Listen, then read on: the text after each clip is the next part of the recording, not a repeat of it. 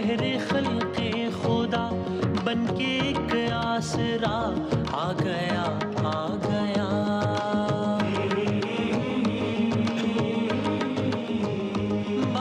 بسم اللہ الرحمن الرحیم. اللہم اجرنا من النار. اس سلسلے کو جاری رکھتے ہیں جس کا ہم نے آغاز کیا تھا کہ ہر انسان کو ایک مرحلے سے گزرنا ہے جس کا نام موت ہے. زندگی کی سب سے بڑی حقیقت کا نام موت ہے. موت کے بعد کس کس مرحلے سے کن کن لوگوں نے گزرنا ہے اسی سلسلے کو آگے رکھتے ہیں. ظاہر ہے موت جب جسم اور روح علیحدہ ہو جائے اسے موت کہتے ہیں. روح قبض ہوتے وقت کیا ہوتا ہے آپ کی خدمت میں عرض کیا تھا. پھر انسان قبر میں جاتا ہے, قبر میں کیا ہوتا ہے عرض کیا تھا. پھر قبر سے لے کے قیامت تک کے مرحلے کو برزخ کہتے ہیں. برزخ کا مرحلہ کیا ہے جس میں اعمال کی بنیاد پر لوگوں کو عذاب ہوگا یا نعمتوں سے نوازا جائے گا, اور یہ سلسلہ قیامت تک جاری رہے گا. تو یہ بھی آپ کی خدمت میں عرض کر دیا. اب برزخ سے لے کر یعنی قبر کی پہلی رات سے لے کے قیامت تک یہ عالم ہو گیا برزخ کا. اب نیکسٹ سٹیپ کیا ہوگا وہ آپ کی خدمت میں آج عرض کرتے ہیں. قیامت تک کا مرحلہ ہو گیا برزخ, لیکن قیامت کے وقت جتنے لوگ زمین پر موجود ہوں گے یعنی وہ سارے لوگ جو قیامت سے پہلے مر جائیں گے ان کا سارا مرحلہ آپ کی خدمت میں عرض کر دیا. لیکن ظاہر ہے جس روز جس لمحے جس وقت قیامت آئے گی اس دن بھی تو لوگ زندہ ہوں گے نا. تو قیامت کے وقت جتنے بھی لوگ زمین پر اس وقت موجود ہوں گے زندہ ہوں گے ان سب کو اس روز مار دیا جائے گا. اور کیسے مارا جائے گا؟ ان کو مارنے کے لیے سور پھونکا جائے گا. سور پھونکا جائے گا. یہ کیا ہوتا ہے یہ آپ کی خدمت میں عرض کرتے ہیں قرآن مجید کی آیات اور احادیث کے مفہوم کی روشنی میں. تو معلوم یہ ہوتا ہے کہ 3 سور ہوتے ہیں, 3. اور یہ سور کا کیا مطلب یہ عرض کرتے ہیں 3 سور ہوتے ہیں. پہلا سور اس سے کیا ہوگا شدید ترین گھبراہٹ کا سور ہوگا جس سے جتنے بھی اہل زمین ہوں گے قیامت کے دن جتنے بھی لوگ زندہ ہوں گے سب شدید ترین گھبراہٹ کا شکار ہو جائیں گے. ایسا کیا ہوگا کہ سب گھبرا جائیں گے بتاتے ہیں. سب گھبراہٹ کا شکار ہو جائیں گے اور اس سور کے ساتھ ہی جتنی بھی کائنات ہے پوری کی پوری کائنات آہستہ آہستہ فنا کی جانب گامزن ہو جائے گی. Beginning of and. دوسرا سور, پہلا سور گھبراہٹ کا, دوسرا سور موت کا سور ہوگا. اس سے کیا ہوگا ہر انسان ہر جانور ہر چرند پرند وائرس بیکٹیریا جنات فرشتے جو کچھ بھی زمین پر ہوگا جس میں جان ہوگی وہ سب اس سور کے بعد ایک ایک ایک ایک ایک ایک کرتے مرتے چلے جائیں گے. ابھی ہم نے پرسوں صرف آپ کی خدمت میں عرض کیا تھا نا کہ آپ نے بھارت کے مناظر دیکھے جب لوگ ایک منظر میں گر رہے تھے 3-4 لوگ تھے, کتنا ہیبت ناک لگ رہا تھا منظر. آپ سوچیے وہ منظر کہ جب ایک سور پھونکا جائے گا اور روئے زمین پر جتنے بھی انسان ہیں نہیں, جتنے بھی جانور ہیں نہیں, جتنے بھی چرند ہیں نہیں, جتنے بھی پرند ہیں نہیں, جتنی بھی چیزیں ہیں جن میں حیات ہے سب آہستہ آہستہ آہستہ آہستہ ایک ایک ایک کر کے مرنا شروع ہو جائیں گے. اور پھر تیسرا سور یہ وہ ہوگا کہ اس سور کے بعد روحیں واپس جسموں سے ملا دی جائیں گی. یعنی جو سب مر گئے ان سب کو اور جو پہلے سے مرے ہوئے ان سب کو دوبارہ زندگی عطا کی جائے گی, سب زندہ ہو جائیں گے. اب یہ سور ہوتا کیا ہے دیکھیں آپ سب جانتے ہیں نا کہ ظاہر ہے موت کی مختلف شکلیں ہوتی ہیں. کوئی بستر پر طبعی موت مر جاتا ہے, کوئی بیماریوں سے انتقال کر جاتا ہے, کوئی ایکسیڈنٹ سے مر جاتا ہے. بات سوچیے کہ کوئی شخص یا کچھ اشخاص یعنی پوری دنیا کس سے مر جائے؟ ایک آواز سے مر جائے. ایک آواز سے مر جائے تو آپ سوچیں کہ وہ کتنی ہیبت ناک آواز ہوگی, کتنی کہ ایک آواز ہوگی جس سے سب مر جائیں گے, کتنی ہیبت ناک آواز ہوگی. تو آپ یہ جانیے کہ قیامت کے جو 3 مرحلے ہیں گھبراہٹ کا پیدا ہونا, سب کا مر جانا اور پھر دوبارہ زندہ کرنا, یہ تینوں کی تینوں چیزیں کس ذریعے سے ہوں گی؟ یہ آواز کے ذریعے ہوں گی. تینوں چیزیں یہ آواز سور کی آواز ہوگی. یعنی جو کہہ رہے ہیں ہم آپ سے سور پھونکا جائے گا یہ ایک آواز ہوگی. آواز کہنے کو صرف آواز, لیکن اس کی یہ اتنی ہیبت ناک ہوگی کہ اس سے سارے کام ہو جائیں گے, سب مر جائیں گے, سب زندہ ہو جائیں گے. تو اب بھی اگر ذہن میں سوال ہے کہ سور کیا ہے تو آئیے جانتے ہیں ختم المرسلین احمد مجتبیٰ محمد مصطفیٰ صلی اللہ علیہ وآلہ وسلم نے کیا بتایا. فرمایا کہ جب اللہ نے زمین اور آسمان پیدا کیے نا تو سور کو بھی پیدا کیا, اور یہ سور حضرت اسرافیل علیہ السلام کو عطا کیا گیا. یہ کیا ہے؟ یہ ایک بگل ہے یا جو پرانے دور میں استعمال ہونے والے جو تعبیر ہونے والے جو سینگ تھے، یہ وہ ہے جس میں پھونک مار کے آواز پیدا کی جاتی ہے۔ اگلی بات سنیے، سرکار دو عالم صلی اللہ علیہ وآلہ وسلم سے پوچھا گیا یہ سور کتنا بڑا ہے؟ ایک چیز ہے جس کی آپ کو فزیکل اپیئرنس بتا دی کہ ایک بگل ہے یا سینگ ہے جس سے آواز پیدا ہوگی، آواز سے سب کچھ ہو جائے گا، تو ذرا آئیڈیا تو لینا کہ کتنا بڑا ہوگا۔ جانتے ہیں کیا فرمایا؟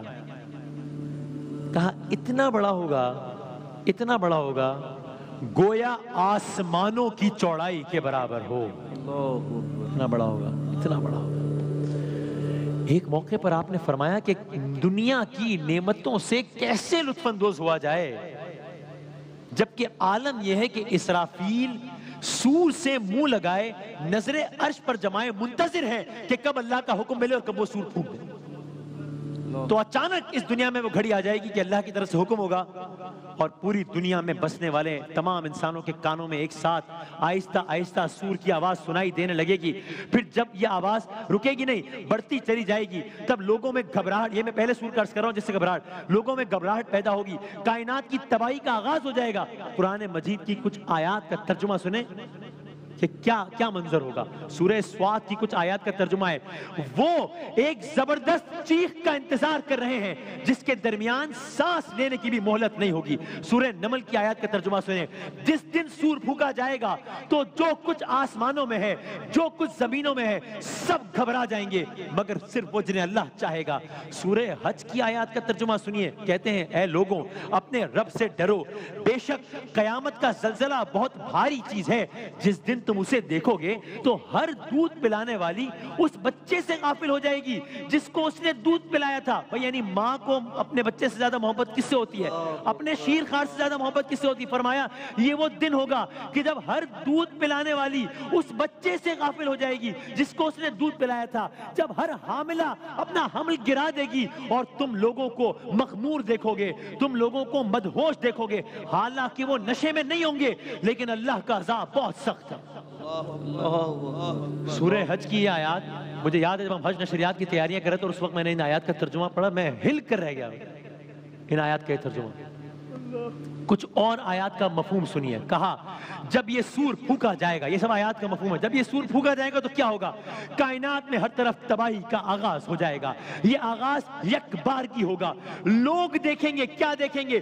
لوگ دیکھیں گے اللہ اکبر کہ سورج کی روشنی آہستہ آہستہ ماند پڑ رہی ہے۔ لوگ دیکھیں گے چاند کی روشنی آہستہ آہستہ ماند پڑ رہی ہے۔ لوگ دیکھیں گے چاند آہستہ آہستہ سورج کے قریب آ رہا ہے، یہاں تک کہ لوگ دیکھیں گے کہ یہ قریب آتا جائے گا۔ ایک عظیم دھماکے کے ساتھ سورج اور چاند آپس میں ٹکرا جائیں گے، فنا سے دو چار ہو جائیں گے۔ لوگ دیکھیں گے آسمان کے ستارے آپس میں ایک سے ایک تب ٹکرانا شروع ہو جائیں گے، ٹکرا کر تباہ ہونا شروع ہو جائیں گے، اور پھر ساتھ ہی آسمانوں کا رنگ تبدیل ہونا شروع ہو جائے گا۔ پہلے وہ گلابی رنگ کا ہو جائے گا، پھر سرخی مائل، پھر تانبے، پھر تیل کی تلچھٹ کی مانند سرخ ہو جائے گا۔ تب لوگوں کو آسمان میں بڑے بڑے سوراخ جو گویا دروازوں کی مانند ہو نظر آنا شروع ہو جائیں گے۔ ان دروازوں سے انہیں لاتعداد فرشتے زمین پر اترتے نظر آئیں گے۔ پھر خداوند تعالیٰ آسمان کو لپیٹنا شروع کر دے گا، جب اپنے الفاظ میں جیسے کاغذوں کو فولڈ کر دیا جاتا ہے، آسمانوں کو اللہ تعالیٰ لپیٹنا شروع کر دے گا۔ پھر آسمانوں کا یہ منظر ہوگا، نیچے زمین کا کیا منظر ہوگا وہ بھی سنیے۔ پوری کی پوری زمین یک بارگی ایک عظیم الشان زلزلے سے ہلا دی جائے گی۔ اذا زلزلت الارض زلزالہا، اس کے نتیجے میں زمین پر موجود پہاڑ، بھائی زمین نے اپنا وجود قائم رکھا ہوا ہے پہاڑوں سے، زمین میں موجود پہاڑ اپنی جڑوں سے اکھڑ جائیں گے۔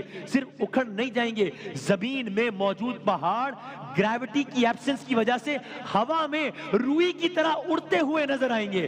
اس زلزلے کی وجہ سے سمندر اپنی حدود سے چھلکتے نظر آئیں گے، سارے کے سارے سمندر آپس میں مل جائیں گے۔ پھر ان سمندروں میں آگ لگ جائے گی، تمام سمندر بھاپ بن کر ہواؤں میں اڑا دیے جائیں گے، اور رہ گئی زمین تو وہ زلزلہ اتنا شدید ہوگا، زمین مسلسل اور شدید ترین زلزلوں کی وجہ سے اس زمین میں کوئی ایک اونچائی اور ٹیلا باقی نہیں رہے گا۔